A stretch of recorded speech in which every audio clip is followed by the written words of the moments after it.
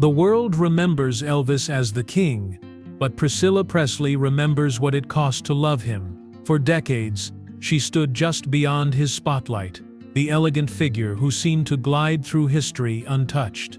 But behind the soft smile and flawless composure lay a lifetime of quiet sacrifices that almost no one truly understood. She gave up her childhood, her identity, and her voice, all for the man the world adored. She was still a teenager when she stepped into Elvis's carefully constructed world.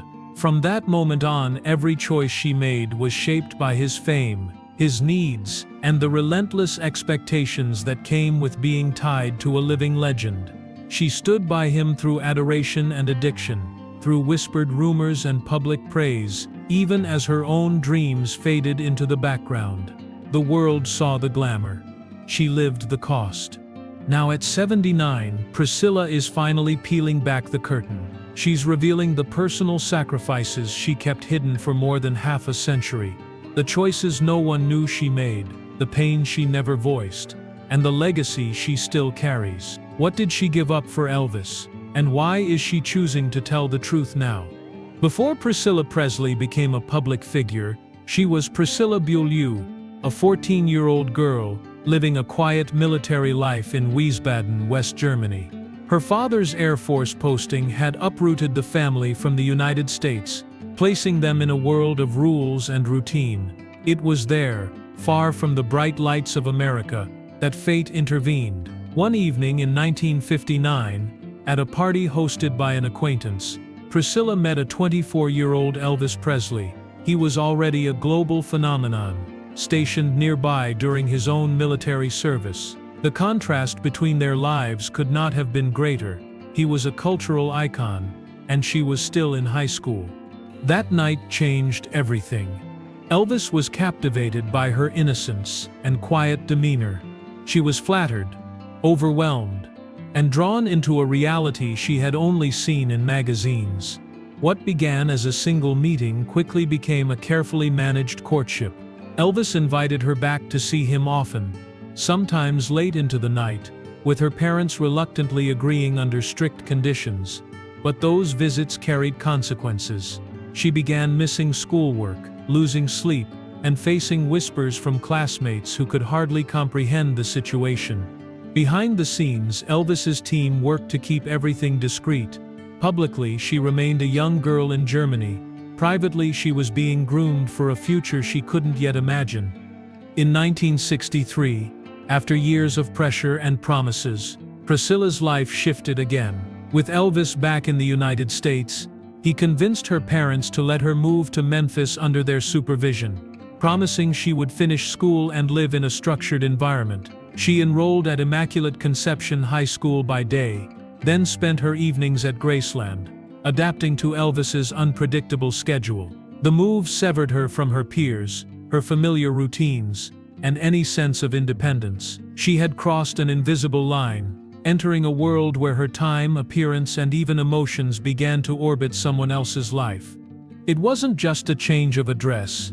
It was a surrender of normal adolescence. While her friends planned dances and college applications, Priscilla navigated curfews set by Elvis, expectations from his inner circle, and a growing awareness that her role was less about her future and more about fitting into his. She learned to speak softly, dress the way he liked, and suppress opinions that might upset him. The glamour outsiders imagined didn't exist in those quiet hours at Graceland, where she often waited alone for his return from Hollywood or Las Vegas.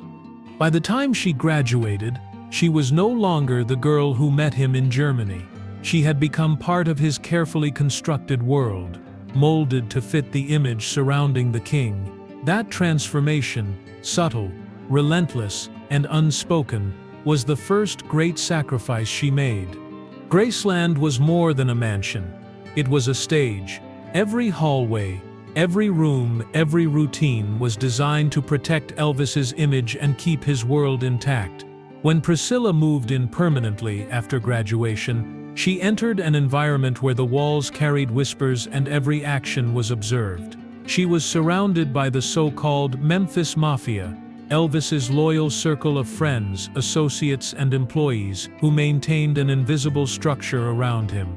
They decided who had access, who was trusted, and how things were presented to the outside world.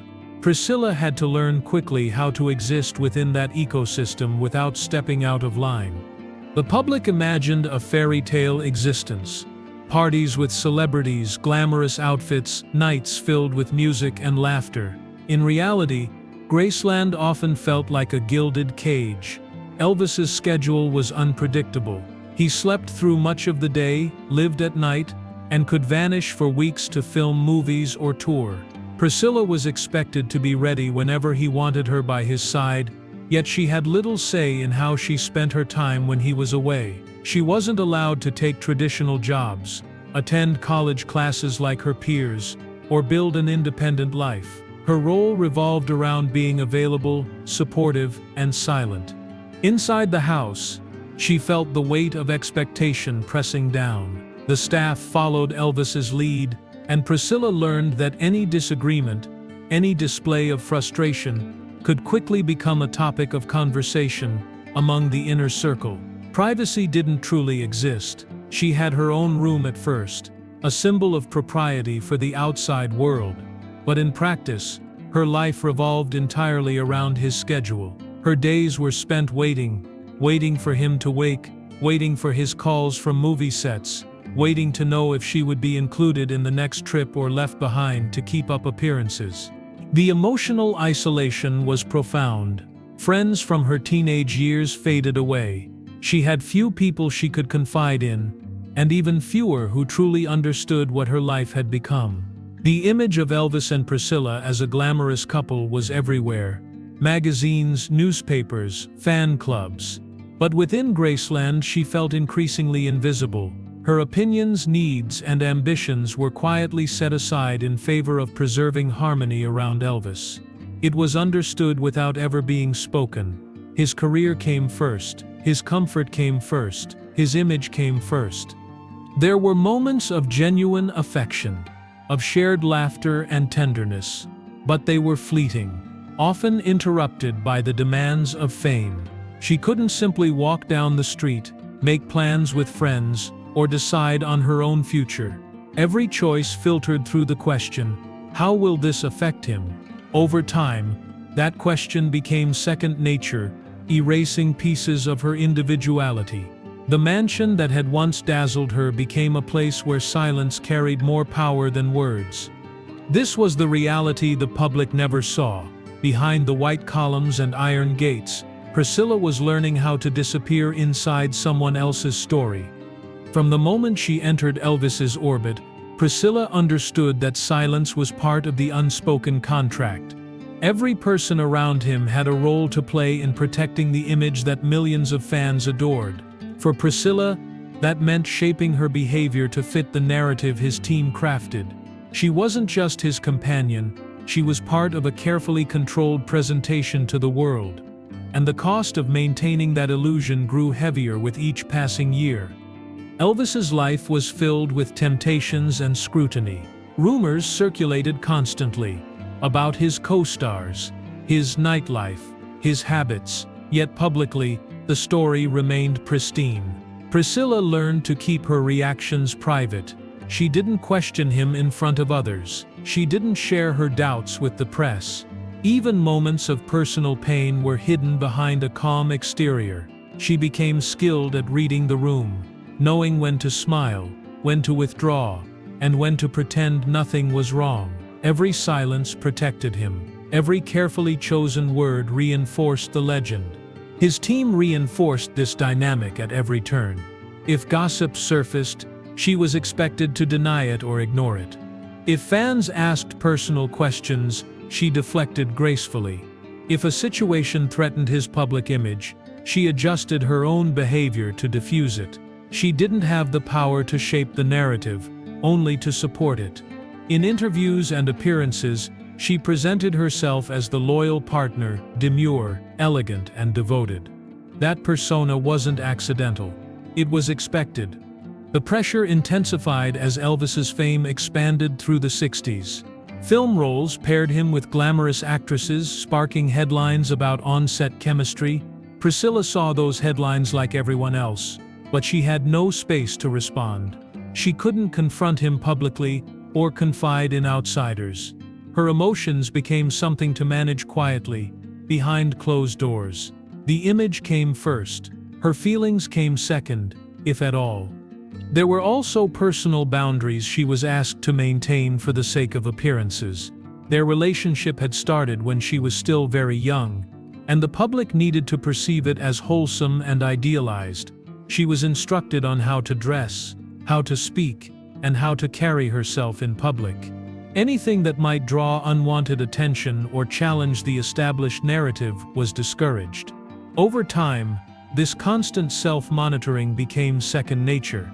She was living inside a role that demanded grace without acknowledgement, sacrifice without recognition. This wasn't about personal insecurity.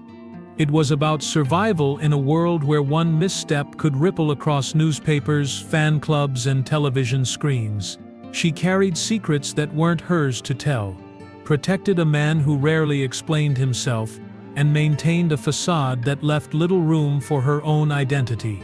The legend depended on silence, and she gave it willingly, even when it hurt. When Priscilla became a mother in 1968, the world celebrated.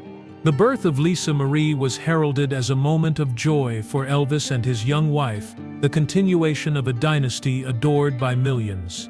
Magazine spreads showed radiant family portraits, suggesting a life of domestic bliss inside Graceland's gates.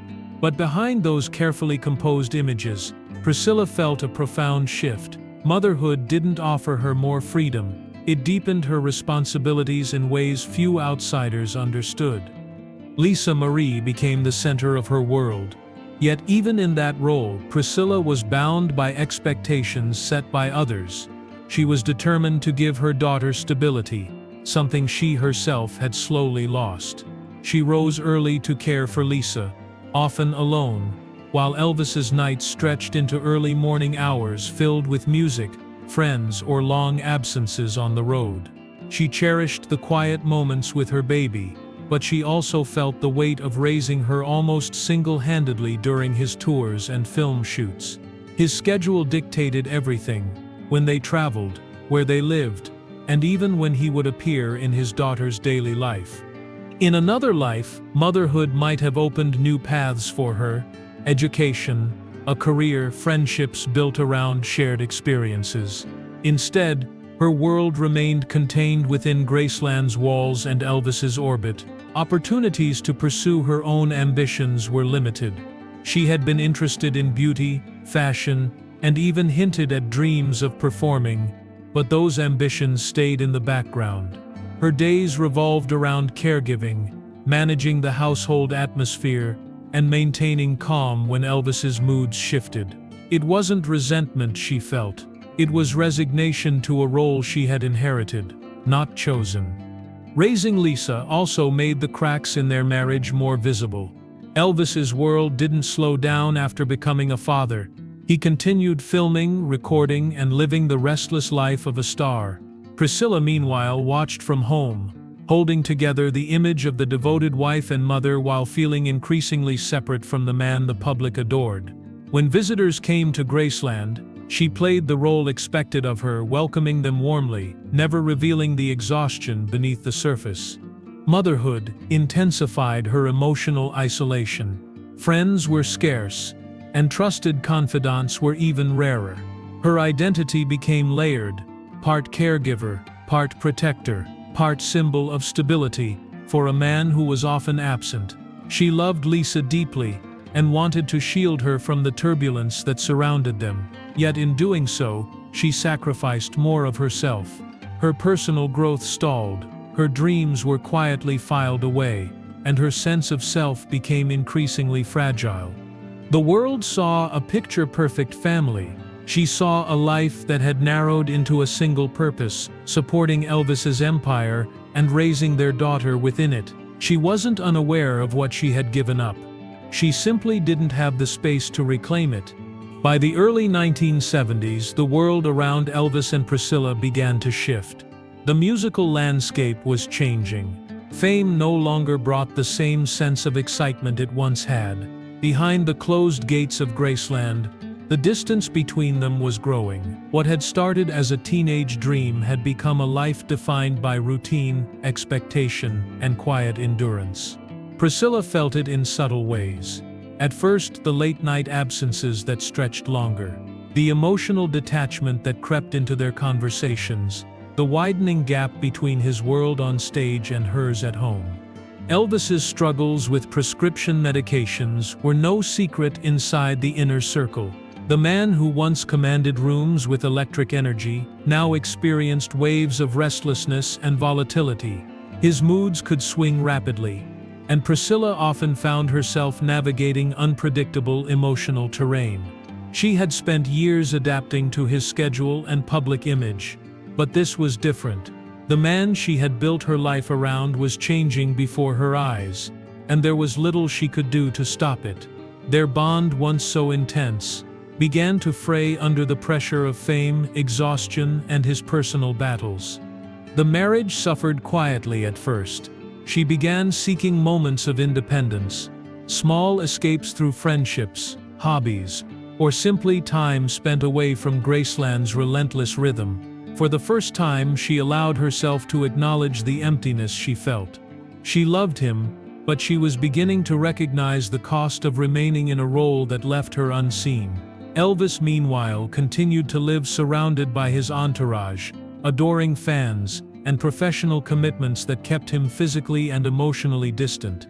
By 1972, their separation became inevitable. It wasn't marked by dramatic fights or public scenes. It was the slow realization that their lives were moving on parallel tracks that no longer touched. Priscilla made the decision to leave, taking Lisa Marie with her. It was one of the most difficult choices of her life. Not because she stopped caring for him, but because stepping away meant confronting everything she had sacrificed since her teenage years. For the first time, she was choosing her own future. Their divorce was finalized in 1973. In court, they held hands as they walked out together, a gesture that masked the deep sense of finality beneath it.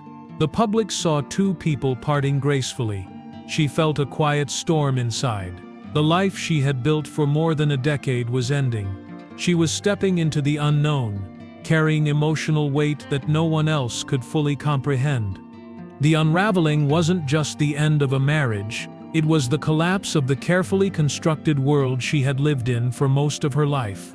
Everything familiar, Graceland, the entourage, the image she had maintained, was fading behind her. What remained was the woman who had given so much of herself to keep that world intact, now standing on her own for the first time. When Elvis died in August 1977, the shock reverberated across the world.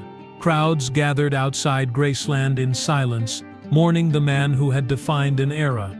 Priscilla, though no longer his wife, was thrust back into the center of his story. Grief mixed with responsibility in a way few could imagine. She had spent her youth protecting his image, and now in death, she found herself protecting something even larger, his legacy. The estate was in turmoil. Years of lavish spending and mismanagement had left Elvis's finances strained. Lisa Marie was only 9 years old, and Priscilla suddenly faced the task of safeguarding her daughter's inheritance while honoring the man who had shaped both their lives. She joined the board of Elvis Presley Enterprises, stepping into a world of legal contracts, business negotiations, and strategic decisions that few believed she could handle. Many underestimated her. She had spent years being seen as a quiet figure in Elvis's shadow, but now she became the decisive force that would determine the future of Graceland. In the years following his death, Priscilla made bold moves. She oversaw the opening of Graceland to the public in 1982, transforming the home from a private residence into one of America's most visited landmarks. That decision stabilized the estate financially and preserved Elvis's memory for generations to come. She negotiated deals, managed intense media scrutiny, and balanced the demands of preserving authenticity with the realities of sustaining a global brand. Every decision carried emotional weight. She wasn't simply managing a business, she was curating a legacy tied to her own past. The public often saw these achievements as inevitable, but behind the scenes the work was grueling. Priscilla faced skepticism from industry figures who doubted her abilities, criticism from fans who had strong opinions about Elvis's memory, and internal pressures from those connected to the estate. She navigated these challenges with the same quiet strength she had relied on for years, but this time, it was on her terms. She wasn't following Elvis's lead anymore, she was leading. Grief lingered in unexpected ways. Visiting Graceland carried both pride and pain.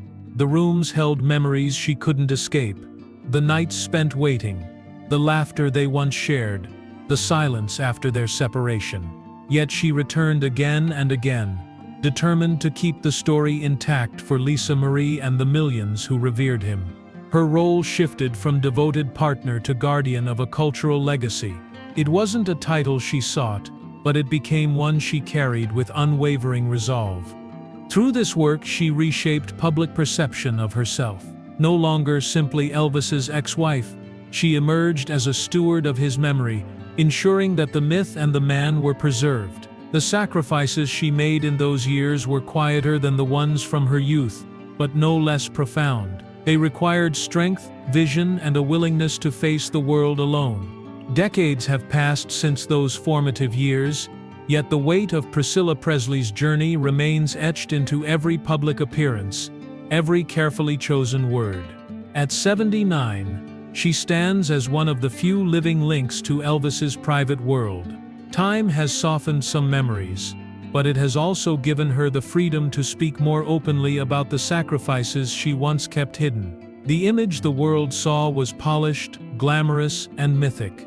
Her reality was far more complex, and now she's finally allowing the truth to emerge in her own voice. In recent years, she has spoken candidly about the pressures she faced as a teenager, the loss of personal identity, and the expectations placed upon her. What's striking isn't bitterness, it's clarity. She doesn't romanticize the past. She acknowledges the beauty and pain intertwined in those years. Her reflections reveal a woman who understands exactly what she gave up and why she made those choices. She recognizes that she entered a world few could navigate without losing themselves, and she did so for love, loyalty, and a sense of responsibility that lasted long after the marriage ended. Her tone carries both pride and quiet sorrow. Pride in the role she played in preserving Elvis's legacy and raising their daughter. Sorrow for the parts of herself that were silenced along the way. She has described moments of standing in Graceland after his death, listening to the silence, realizing how much of her life had been defined by waiting for him to return, for the world to see beyond the image, for her own story to be told. That waiting has ended. She no longer stands in the shadows of someone else's legend. She's stepping forward as the narrator of her own life. This reflection comes at a time when public fascination with Elvis remains powerful. New films, documentaries, and cultural revivals continue to shape his story for new generations. Priscilla's voice adds depth to that narrative, grounding it in lived experience rather than myth. She is not merely offering memories. She is reframing history from the perspective of the young girl who entered Graceland and the woman who carried its weight long after the music stopped. At 79, Priscilla Presley is no longer the silent figure behind the king. She is the witness, the guardian, and finally, the storyteller. The sacrifices she once buried beneath poise and restraint are now part of a larger truth, one that belongs to her and her alone. Priscilla Presley's story is one of quiet endurance, unwavering loyalty, and hard-won clarity. From the moment she entered Elvis's world as a teenager to the present day, her life has been defined by choices most could never imagine making. She protected his image, raised their daughter under extraordinary pressure, and carried the responsibility of preserving a legacy that shaped generations. Now, in her later years, she is finally claiming her own place in that history, not as a supporting character, but as a woman who lived every moment of it. For more emotional stories, check out this video.